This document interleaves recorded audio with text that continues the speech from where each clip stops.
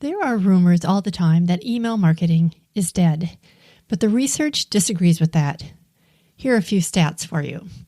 In 2024, we expect to see an average of over 361 billion emails sent per day.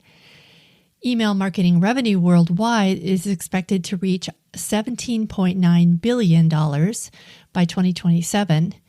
4 out of 5 marketers say that they would rather give up social media marketing than email marketing.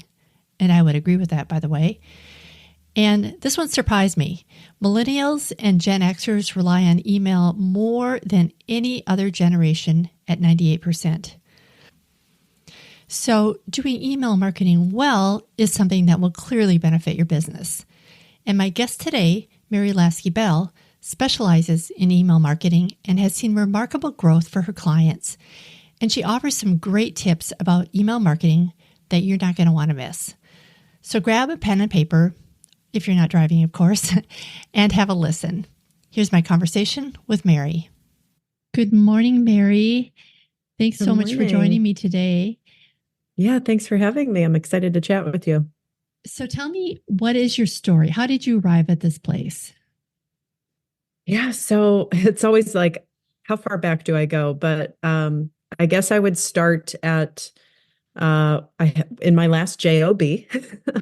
I was working in marketing and sales for a boutique fitness franchise, and I was a fitness coach as well. And I got pregnant with my first daughter, and I went on maternity leave. And I got demoted from that job while I was on maternity leave. So I Is that decided, legal? it's not. But, Okay. I was not interested in a fight. I knew that they would push back and find a way to make it, you know, I just wasn't up for the fight. I realized that if that was the environment and the situation, I didn't want to be a part of it anyway. I was fortunate that my husband had a great job and I could say, I'm not going to come back. And I could just have my first kid, Mm-hmm. experience motherhood for the first time, which is a lot, and kind of figure my way out and come back to work when I was ready. Mm-hmm. Um, but COVID sped things up because my husband's job involves live events and travel, and all of that shut down with COVID. So we went from like a double 6-figure healthy income household to one still healthy 6-figure household income. And, I could get back in there when I was ready to nothing and Mm-hmm. having to figure it out. So I was Yeah. one of those people Googling, how can I make money from home? Had my daughter, even the daycares around here were closed. So it was like, what can I do? I have so many skills. I have a lot of experience. Um, what could I do from home and still be able to take care of her? But, get us through this tough time. Mm-hmm. And I found a website that helps source like flexible jobs. So whether it's remote work or flexible hours or both, and they like vet all of the companies looking to hire. So I thought, okay, this is trustworthy. I think I paid $50 to have a membership to the site for a year.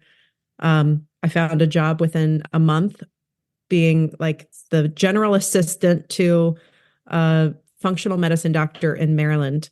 And that's when I first found out that there was this whole online world making money online. We built Mm-hmm. a health program together online for people, that people could join from all over the country. And it just opened my eyes to what was out there. And I fell in love with copywriting and email marketing in particular, and just never looked back. I invested all my skills there, and that's where I am today. That is so cool and perfect timing in that during COVID, people really did turn to online courses and use that Yeah. opportunity, I think, a lot to learn. So, in a way, it was maybe meant to be, it sounds like Well, and it gave you the opportunity to stay home with your yeah, daughter.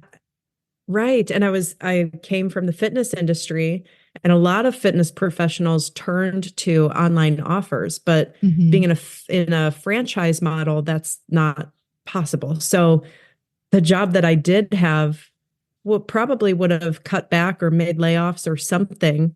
Um, I know that they suffered, from what happened in 2020. So, and the woman who replaced me got fired a year later. So I always have this, people always say like in hindsight, blah, blah, blah, but I actually got to see what happened to the person who took my place. She got let go. So I always have this beautiful piece that if I had stayed and gone back to a demoted position in a place where I wasn't respected or appreciated and still worked my butt off and hustled and, was there all hours of the day, I would have lost my job anyway. And I would have lost all that Wow. time with her. So the whole thing was just worked out in Yeah. my favor for sure. Oh, that's awesome. So Yeah. how did you, now you specialize mostly in email marketing right now. How did you move? I know you said you fell in love with copywriting, but how did you move into email marketing as a specialty? Yeah. So I kind of dabbled in, you know, the tech side. So writing copy and sending it to a client in a Google Doc, that's kind of the old way to do things. I found that a lot of my clients didn't want to handle the tech themselves. So they wanted a copywriter who could not just write the emails, but plug them in, schedule them out, send them, and do all of that so that they could be more hands off. And I found a mentor who was actually teaching that skill. And I invested in him. He's been my mentor for about 2.5 years now. And I just never looked back. So I got really good at the tech side. I also enjoy that balance of, right brain, left brain, having Mhm. the logic and the tech side, but also having the creative and the writing side that really like fulfills both of my needs. So yeah, it just ended up being a good fit for all of those reasons. And both of those sides of your brain are really necessary for growing a business too. I mean, you certainly Yeah. have to understand the tech side of things if you're going to just roll up your sleeves and figure things out. And so much of small business is like that. But also because you have to be creative, you have to think outside the box. There's a lot of focus on detail and then backing way up and looking at the big picture of things. So it really does exercise your whole brain, I think, when you're in business Yeah. on your own, for sure. Yeah, So, absolutely. what are a few of the things that business owners are unaware of that will land their emails in the spam folder? Oh, that's a great question. Um, so I find that usually if clients come to me and their emails are going to spam, it's typically one of two issues that they're facing. Either it's very technical, and I don't know how familiar you are with it, but like their DNS records aren't set up correctly. So that could be Mm-hmm. one issue. And then Mm-hmm. the other side is more strategy related. And it's usually that they aren't properly segmenting their list and they're just blasting people, whether they've opened emails or not, whether they're interested or not, whether they are old email addresses that nobody even monitors anymore or not. So it's usually a strategy thing. If the Mm-hmm. DNS records are set up correctly, it's usually a strategy thing. And we have to come in and like resegment the list and rebuild because your domain reputation can get damaged following a Yes, poor strategy like that. So in a lot of absolutely. cases, it's strategy and rebuilding. It becomes this dance of like a little bit of strategy, a little bit of tech, a little bit of creativity, good copywriting, all that good stuff. Mm-hmm. Mm-hmm. So, if you have an existing list, do you clean out your list kind of as you go, or do you? How important is it to keep a clean list? Of course, it is important. Yeah. So, how do you go about doing that, or how would you recommend that other people do that? Is that something you do like once or twice a year, or do you do it continuously, like with an automation on your email service provider? Yeah, so a little bit of both. If you've never done it before, I usually use a website called Neverbounce, and Mm, you can download your entire contact list and run it through Neverbounce just to see if there's any old email addresses, like I said, that nobody's monitoring anymore, yeah, because those can turn into what we call spam traps. yeah. And, if you're sending emails to those email addresses, you get flagged as spam because the watchers out there know that no, those aren't real email addresses anymore. Um, so part of it is, you could download your list, run it through something like Neverbounce and see if it needs cleaned and if you need to get rid of some of those old contacts. Um, Once you've done that and you have a pretty cleaned up list, then it becomes, well, how long has it been since they've engaged with your emails? And so for a lot of our clients, we're setting up engagement tagging and segmenting by engagement periods, and usually sending most of the bulk of the emails to a super engaged or a relatively engaged segment, and every once in a while trying to re-engage some of the older contacts. And you Mm, can do that through a one-off campaign every once in a while, or you can set up a drip or, an automation and have it run automatically in the background. If somebody hasn't opened in 60 days, maybe the automation drips out an email. And if it mhm, goes to 90 days, maybe they get another one or a series of a couple. mm, And all of that is just kind of monitoring. You still have to pay attention to, like, how many people are ending up in there, what are the open rates and engagement rates inside that automation, because you don't want to set up an automation that's going to hurt deliverability either. So it's right. kind of like you got to figure out what your sunset policy is, like how long a contact isn't engaged before you call them disengaged, Hmm. and kind of find the sweet spot. You don't want it to go too long, but you know, it's just about, it's a little bit of art and science mixed together, I guess. Yeah, for sure. How can an engagement campaign hurt your deliverability? Well, what I usually see is that people will have, I mean, and list sizes vary, Hmm. but let's say they have 10,000 contacts who haven't engaged in a while. You don't want to just send those 10,000 contacts a campaign to re-engage them. If you only have, 20,000 people on your list, because with that one time, re-engagement campaign, you're going to get a very low open rate. We already know that, right? Hmm. Hmm. So I would break it up or put it in an automation where it drips out slower so that you don't Hmm. send this big, an email to a big segment that is not going to open. Um, but again, it's Gotcha. not like a black and white rule. I have one client who, the list is fairly small. We have like 2,000 people on the list. And so every once in a while when we're re-engaging, um, we're maybe sending to 2,500 instead of the 1,800 who are super engaged or something like that. And Hmm. in that case, I lump the disengaged in with the engaged and send one email to everybody. Because then I know I'm going to get good engagement Hmm. from my regular people who open all the time. And we're just going to add in this group who hasn't opened in a while or hasn't even been sent anything in a while so that it doesn't hurt our engagement rates too much. So there isn't like a hard and set rule. There's a little Hmm. bit of playing that you have to understand, and understand what the risks are. Hmm. I've taken some Hmm. risks and um, got spam complaints, and then we had to dial it back and pull way back and start sending to like a 7 or 14 day segment to build back up again. So, you know, Hmm. it's, you got to know what you're doing and you got to know how to like course correct if you go too far.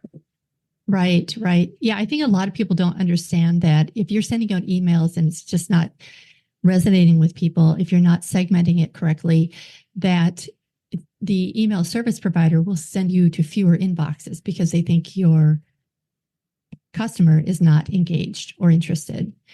So, Right. and But I love what you said about sending it to everybody and getting an engagement. One thing that I have done for my own business and for clients is just kind of set up a regular, if it's been 90 days, they get an email. And then we wait another like 15 or 20 or 30 days, depending on the customer, they get another email and they get an opportunity for a download. So we want them to also engage. Do you think that's a good way of doing it? Because it's never occurred to me before that could actually hurt me. I thought it was helping.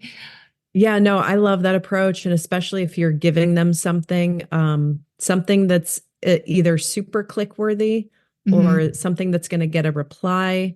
And then, of course, you want to reply back to that email because that, appears to be more of a communication email as opposed to a marketing email. So yeah, the only, I think that's usually a good strategy. I had one client where even the drip was too fast and too many people who they had like a dead list Mm-hmm. of probably 40,000 people. And they were trying to put them through really slowly, but it was still too much too fast. So we had to slow that way down too. It's typically not a problem. But if you've got a big list with a big disengaged segment, they got to be a Mm-hmm. little more strategic.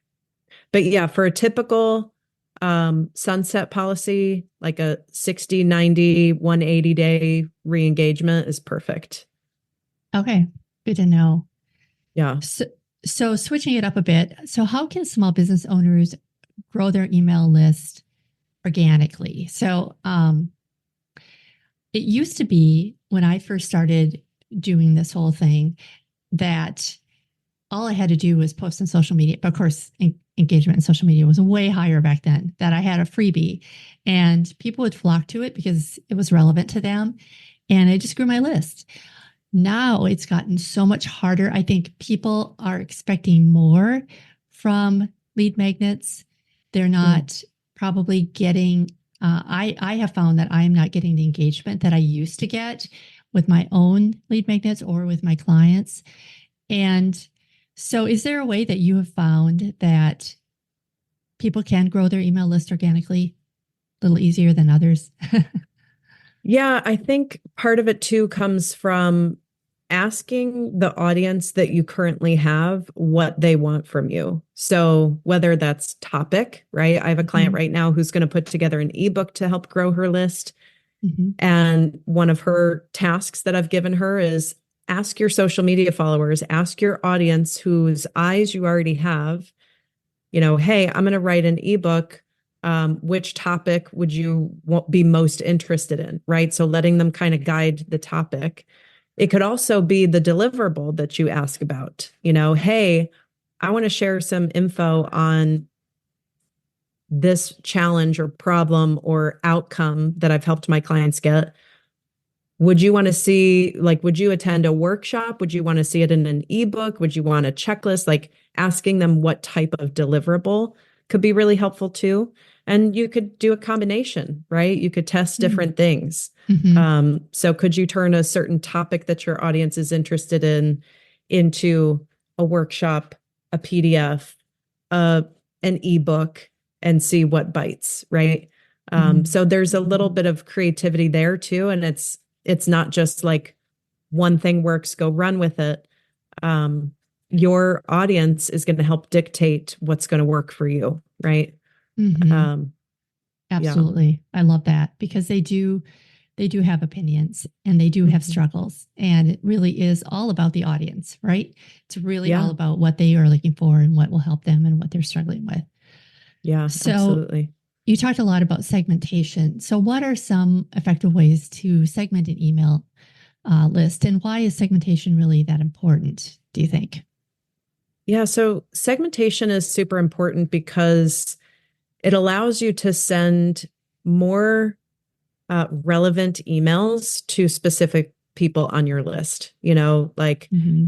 I often recommend to my clients that we send a daily email, and people who aren't currently sending a daily email are like, whoa, what? Like, what am I going to send every single day? But it's not even necessarily that everybody on your list is getting the same email every day. Mm. When you properly segment, you can send an email to this specific segment that you know is going to be really interested in that piece of content or that offer or whatever, that video, everything. You could send that to that group on a Monday. And then on Tuesday, you could focus on a different segment and have a really detailed or not detailed, but just really relevant email for that group of your list, right? So some people might get a daily email if they're in all these different segments. Some people might get one a week. That's another thing you could do is ask them how often they want to hear from you. You Hmm. know, you could let them sort of self-segment into, yes, I want to get all of your emails, or hey, I'd rather get your Friday summary or Hmm. newsletter style. You could let your list self-segment into different topics. So this is great, especially for coaches who maybe have who coach on, you know, a couple different areas or have a couple different audiences, right? You Hmm. could let the list self-segment into, hey, are you a freelancer? Are you a business owner? Are you an agency owner? Are you a coach? Pick which one, and then I'll make sure that you get the emails that are targeted towards coaches or freelancers, right? So agency owners aren't getting these emails about coaching, right? Right. Right. Yeah, so I could go on and on. There's so many fun things you can do with segmentation, but Hmm. that's what it's really about, is making it a custom um journey and experience for the people on the other side. And so whether it's what they're interested in or behavior, like what they've clicked on before, then you know, oh, that group is really interested in this thing. So anytime I'm sending an email about this, I want to make sure that those people get it in particular. Um, it just makes it more relevant. They're happier to be on your list. They engage more, which is good for deliverability. Like it all comes full circle. Hmm. Right. Yeah. And really, it's all about personalization, right? That making sure Yeah. that what your subscriber receives is relevant for them and it's personalized to them. Yeah. But to my listeners right now, I can kind of imagine them saying like, "Oh, this sounds really time consuming." Um, but it doesn't have to be, right? So you can send out it even in your welcome email sequence. So when they first subscribe and you send out a drip series of several emails, um, you really can just have them click in there, right? And have them self segment. Yeah. Yeah. And I even, a lot of times when we're building a welcome series for a client, we let them pick their journey that they want to go on. Like, you're new to the list. Thanks for being here. I have a couple different topics that might interest you. Pick the one that is most interesting, and I'll shoot you some emails about that. Right. So if you have different Mm. offers or if you serve different audiences, that's a great way to retain new subscribers, right? Because that's a big issue people have too, is they may get a lot of subscribers, but they unsubscribe after they get their freebie, right? Or Right. shortly after they join the list. So you can keep them on longer, which gives you more time to nurture them and convert them into buyers if you actually let them select their own journey and what they get to learn from you. Hmm. Hmm.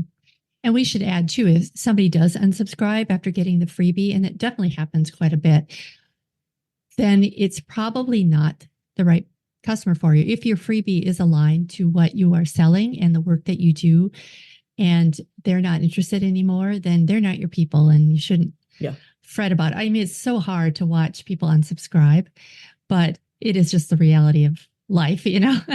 And we Yeah. don't want people on our list because it does clog up the system, so to speak, right? So it's just not like you don't want to have people that don't want to be there. It's also that it affects your deliverability and your open rate and your click through rate and all that. Yeah. Yeah. And we've even on the agency side, we have an internal marketing report where we capture every statistic you can think of on every single send. Mm. And so we are capturing unsubscribes on every send. But when we share summary and results with our clients, we just show them net growth month after month because they Mm, don't need to know, you know, like you're saying, it doesn't feel good. Like, oh, hmm people are unsubscribing. They don't like me. So we don't need to attach ourselves to that. We just want to make sure that we Right. have positive net growth, right? Yeah. Yeah. Yeah. So, now you mentioned emailing every day. Now, that's not the norm. It's not right for everybody, right? Because I can even feel when I hear you say that, I can feel myself reaching for a paper bag to breathe into because it's a lot, But I think, if you're just starting out, I recommend weekly. What do you recommend in terms of frequency of emails? We send a daily email for almost all of our clients. Oh, you do? Okay. We do. Yeah. But again, it varies. We have some clients who either they've never emailed before or in a lot of cases they had the initial funnel set up. So they would be blasting ads, building this huge list. They would go through like a 2 week or 30-day funnel and then drop off. They weren't sending any daily campaigns. So we don't necessarily want to re-engage a list like that and blast them every single day, right? So hmm hmm sometimes we'll start with like 3 a week. Um, I find that less than 3 a week, you lose relevance in the inbox. Hmm. Unless there's some kind of like really juicy newsletter, once a week that they really want to get. Um, and if that's converting, right? Because hmm that's the goal here is to nurture and get buyers, right? hmm hmm We're not just investing in this time and money to share information. Like Right. the goal is to, gain customers. Um, so yeah, I find that more emails equals more sales. Um, and so that's our philosophy. Interesting. Yeah. I Hmm. love it. And I should also add that you do this for clients. So they're not trying to do everything on their own. They're not juggling all the things, trying to do everything on their Right. own. Right. So Yeah. Yeah. that makes a difference too. And so would you say like a minimum of weekly or minimum of twice a week, 3 times a week? I would say minimum 3 times a week. Yeah. Okay. Okay. Hmm. I will have to And try that. it doesn't have to be so overwhelming. I think a lot of people get nervous about, well, I don't have enough to say, or what would I send? Um, but if you just think about it in different categories, right?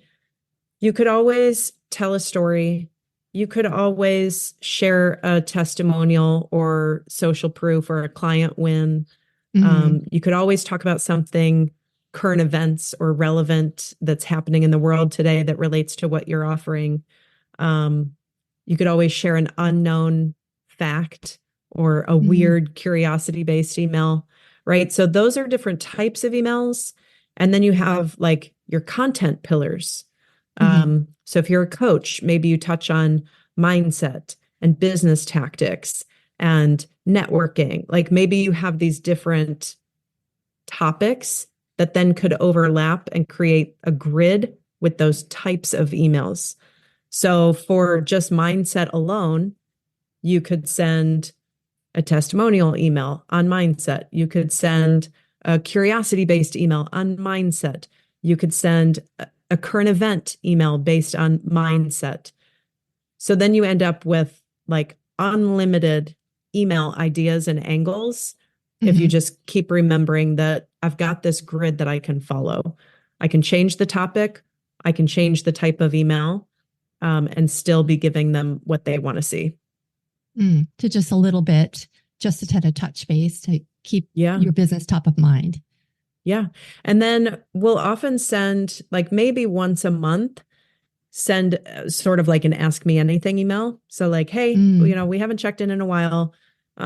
I'm going to be creating some new content. I'd love your input. What are you struggling with this week? Then mm, that's great for deliverability because we're going to get a bunch of replies. It's yeah. great for market research because we get to hear in their own words what they're struggling with. It can feed into our other channels. Like we could create social media content, we could create YouTube videos, we could create workshops based on those things. And it feeds our email marketing. Now we know, okay, we're going to write emails on this topic and this topic and this topic. So that's a great little trick to do every once in a while too. Love it. Love it. Yeah. So you mentioned metrics earlier.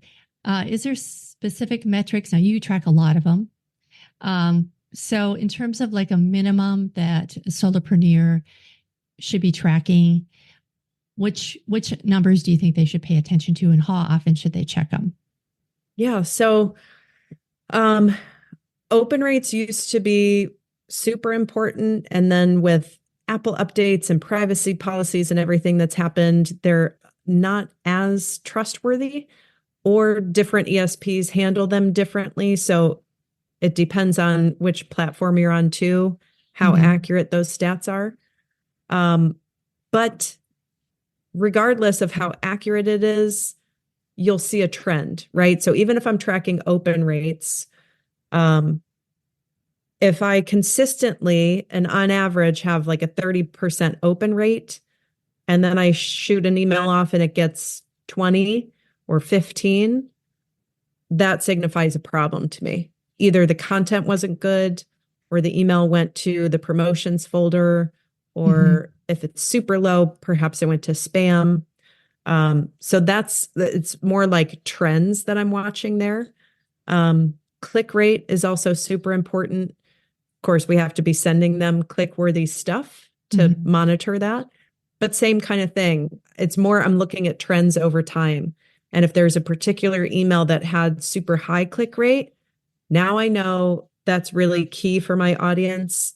And same thing I talked about with replies, that can feed my ad strategy, that can feed my YouTube strategy, that can feed my social media strategy. Whatever that clicky thing was that they wanted, we're going to put it everywhere now because we know that our audience is interested in that. Mm-hmm. Same thing with super low. Like either the copy wasn't good, we didn't make it curious enough or exciting enough to click on it, or they just weren't interested in the content we were sharing for them to click on. So you have to kind of interpret that with caution of like, okay, was it bad copy, or do they not want that kind of information? And what else? Of course, I'm also monitoring like Google Postmaster tools, making sure that our spam complaints are staying low. Mm-hmm. And you can sometimes see that on the ESP side too, how many people are Mm-hmm. complaining on spam, but Google will capture ones that even the ESP doesn't capture. So I'm looking there too. Okay. Um, but yeah, those are the things that I'm most interested in. If I was to tell somebody who was doing it themselves, Mm-hmm. I would say look at open rate trends and click rate trends, even replies, if you can capture that. Yeah. Yeah, that's good. So of course, what I like to say is that the most important line in the email is the subject line, right? Because if it doesn't have a compelling subject line, or even a compelling first line of the email, it's not going to get read, right? Yeah. So, do you have some tips that you use for crafting a real compelling subject line that helps your open rates? Um, I think so. There's a couple tricks I've used. And one of them I learned from one of my marketing mentors, and that was that you kind of you could have a different audience on depending on your list. So some audiences are more interested in why things are the way they are. So why subject lines are really good. Mm-hmm. Um, you know, why your mindset is in the trash this week, like Mm-hmm. why Mm-hmm. they want the why. Others are more motivated by the how. They want to know how something works, not Mm-hmm. why it's happening. So how subject lines will do really good for that. That's even a good way to test whether you have a why list or a how list. Um, you could send the same email, but do a split test on the subject line and do one Mm-hmm. subject line that is how related and one that's why related, just to get a sense for who am I actually talking to? Do they want more information on why things are happening, or how to fix them, or how to get past them? That can I tell love you a that. lot. And again, can then ripple out to all of your other channels and marketing efforts, right? Hmm. So that I think has been a fun one. Um, Same marketing coach also taught me, and I've played with this a little bit too, sending inspirational type emails at night and educational type emails in the morning. So, Mm. inspirational at night, we're going to send them to bed with these really positive thoughts about us and what Hmm. we've just shared with them, and we've inspired them. And now they're going to, snuggle off to sleep with these nice, happy, positive thoughts about us. They're not really ready to learn something before bed, right? Right, right. But in the morning, at the start of their day, they're ready to learn. Their brain has had rest. They're ready to be educated. And so I especially love that. if you are doing daily emails or even twice daily emails and you're inspiring them at night and they're going to bed, sleeping, thinking of you, and that they wake up and you teach them something and then offer them to buy something, they're more likely to do it. Oh, So that that I is found so has good. yeah, Yeah. that's been really cool. That was Alan Sultanich who taught me that. Um, but we were talking about subject lines. I kind of went off Well, on a tangent. well, no, no. I mean, it's certainly related. Everything's related in this. Yeah. But yeah, I love that idea. But Yeah, I think the yeah. how why is really cool to play with and Mm, see like hmm. what type of audience you have. Um, I've also used one of my best performing subject lines ever was just Hormozy. And so it was when Alex Hormozy had just done his what was the latest book? 100 million or no, which was the new one? $100 million leads. Okay. Were you aware of the big launch he did for that? I was not, but Okay, he did a huge like webinar style with live hundreds of faces on Zoom behind him, and he mm-hmm. and he launched his book and he gave everything away for free. So it was like it really created a ripple in the industry where everybody was like, "Oh, we got to do Hormozy style, give everything away for free, and then they become customers later." Blah blah blah. But his name was a huge buzz at that time, and so one of my subject lines for my clients, who's a mindset coach, so nothing about marketing in particular, or anything like that, just the subject line Hormozy, because I knew everybody was talking about it. I knew Mm, everybody had an opinion. I knew everybody would want to open that. And it was one of the highest engaging emails we've ever sent. So paying attention to what your audience is paying attention to, right? So mm-hmm. what are they seeing in the news or on social Mm-hmm. media? What trends are they following or loving or hating? Mm-hmm. And you can create like a one word subject line that you know is going to get their attention because they're like, "Ooh, either I want to know her opinion on that, or I have an opinion on that and I want to know if we match," you know? Right. Right. Yeah. Yeah. I mean, it really is powerful to really know your audience. If you don't Yeah. really know your audience, then you're really at a disadvantage. So I always start there with before I do any other type of marketing, is just really get really familiar with what their likes are, their dislikes to a point. I mean, obviously, you can't get to know them that well, but you can certainly get to know them well enough where you can talk to them as though they're one person when you're writing your emails or when you're thinking of content for your emails. I love Yeah, that. absolutely. The last thing I'll say for subject lines too, because I think it's a good tip, is um, a lot of times a question will make a good subject line, Mm-hmm. and not always a question about you, but you say it in first person as if they read it out loud, it's about them, right? Right. So I also have a breathwork and business strategies business. And so I just sent or have an email going out to my list about the nostrils and like clogged nostrils. So rather than asking, "Do you have a clogged nostril?" It's, "Do I have a clogged nostril?" Right? Because then when they Mm-hmm. read it, they're reading it as Mm-hmm. me, not First you. person. Right? Yeah. Yeah. So that's another little sneaky hack I've used. Super interesting. Well, I have learned a lot this morning, so I really appreciate the fact that you shared your wisdom with us. Where can people learn more about you? Sure. So my website is the Busy Bell, and that has an E at the end.com. And then I'm on social media everywhere as my name there, Mary Laske Bell. I always just say if you follow me or friend request me, shoot me a DM too and let me know that you saw me on Janice's podcast because I don't always know where people are coming from and it gets a little overwhelming. So if you just shoot me a message too, then we'll connect faster. That would be great. And then, of course, I'll share all the links that we talked about today, too, in the show notes for today. Thank you Awesome. so much, Mary. So, what do you think? Did you learn anything new about email marketing? I know I was really surprised that she recommended emailing her list daily. And I want you to keep in mind that she works with larger companies who have the bandwidth to handle doing this. So, if you're just starting out, don't set yourself up for doing more than you can handle. And of course, let your ideal customer enlighten you as to how often they want to hear from you. For links and information about anything we talked about today, visit the show notes at myweeklymarketing.com/60. Thanks so much for joining me today. I hope to see you back next time. Until then, take care. Bye for now.